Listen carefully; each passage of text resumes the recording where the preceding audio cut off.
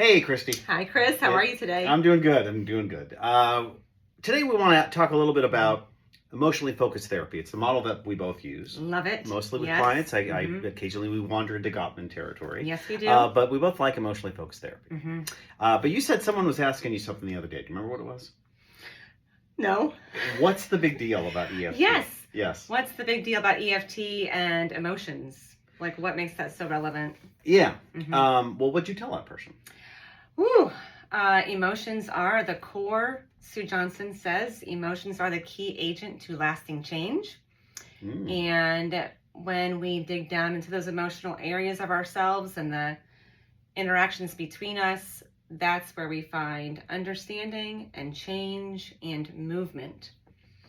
Sue is so good. I love Sue Johnson. But that was a good encapsulation. Did that person understand when you kind of explained it I think so, yeah. I think that when we slow down and have these conversations with folks, it makes sense. Yeah. It also makes sense when they're like, oh yeah, I might say something like, yeah, because when you do like the behavior change or you try to change your thinking, how long does it last?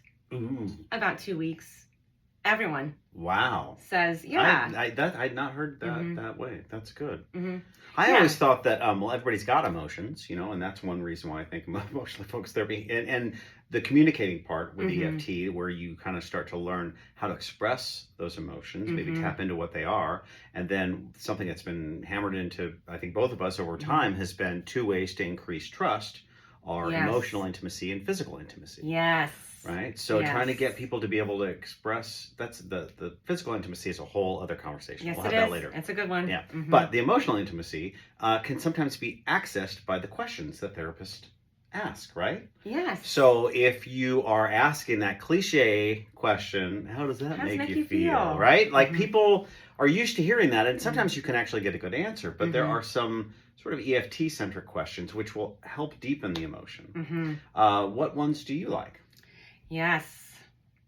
I like to ask, what's happening for you right now? Like right here, right now, we're talking about this topic, and I just saw your face shift. So when I'm with couples and you tap into what's happening right now, as you recall that argument or that incident, or when she said this, I did that. Yeah. And so slowing folks down. The trick is when we talk about emotions is, so often people don't even know what they're feeling. So our work is to help folks slow down and think about that. Wow. And we might help them, right? It looks like maybe you're feeling embarrassed. Yeah. And so helping folks identify their emotions so they can share them. So you're saying someone recounting like a fight that a couple had, and you said, what's happening to you right now as you're reliving or talking about this? You're bringing it to the present moment. And whatever they're feeling is kind of coming up, and so you tap into that. Yep. Oh, that's good. Yeah, and you just gave the next indication for where we go when you motion to your chest. Yeah. Where do you feel that? Yeah. In your body. Where is it? That somatic piece of it, trying to figure out. Yes, and you did your yoga training recently, so why don't you go there? How do you help people identify emotion physically?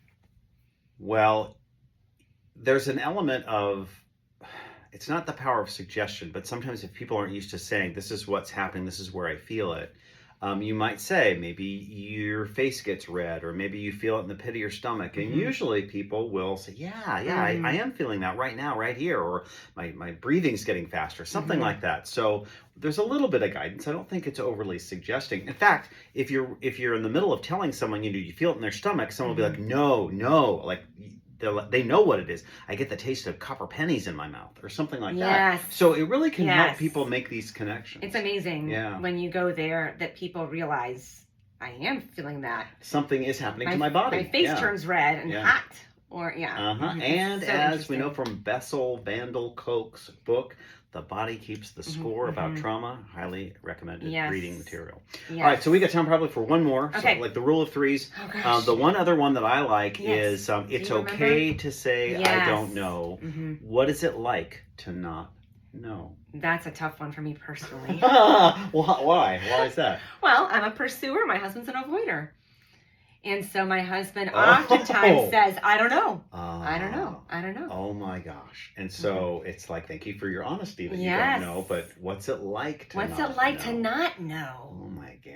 It's a great question. Yeah. It's a great question. Yeah. Well, we'll leave it at that for today. And we'll have more questions or things that you can ask Yes. to deepen emotion coming up. Yes. Thanks. Good job, Chris. No, back at you.